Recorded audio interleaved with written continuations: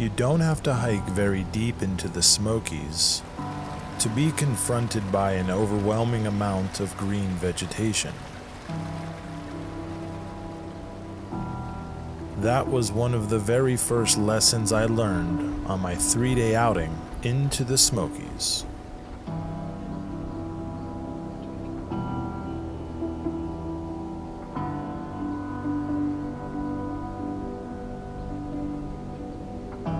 What had preoccupied my mind just days before, however, was that there are 2 black bears per square mile in this particular park.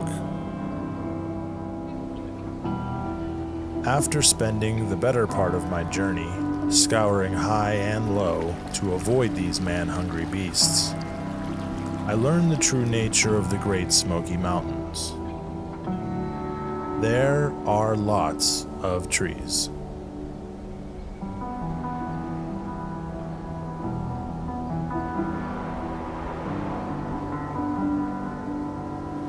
There are also rivers, and streams, and the rain. But this is what makes life interesting. Good thing I brought my raincoat.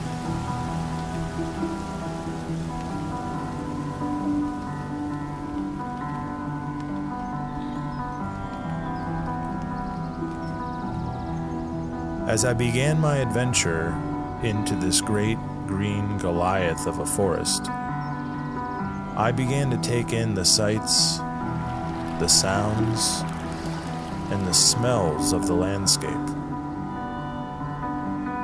Once I came to terms with a sort of color blindness to the green, and the fear of the great black bear had subsided, my mind naturally wandered to one question. Why do people do this?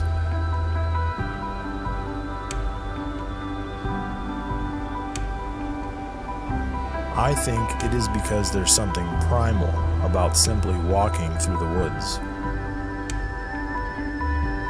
Proof of this can be witnessed by the 11 million visitors that flocked to the Smokies last year.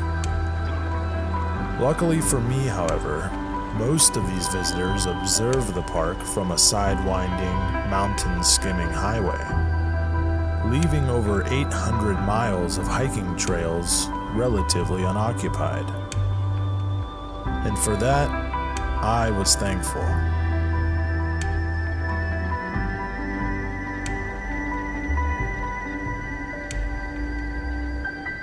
As I continued on my journey, I came across harrowing reminders of the former inhabitants, such as the Hanna Cabin, which was built in 1864 by John Jackson Hanna.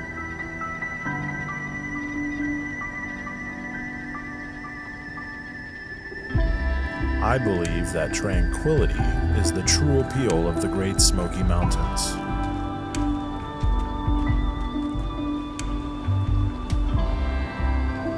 It is absolutely conceivable that in only a handful of days, one could experience a lifetime's worth of trees, shrubs, rocks, mosses, flowers, insects, mushrooms, rivers, and springs.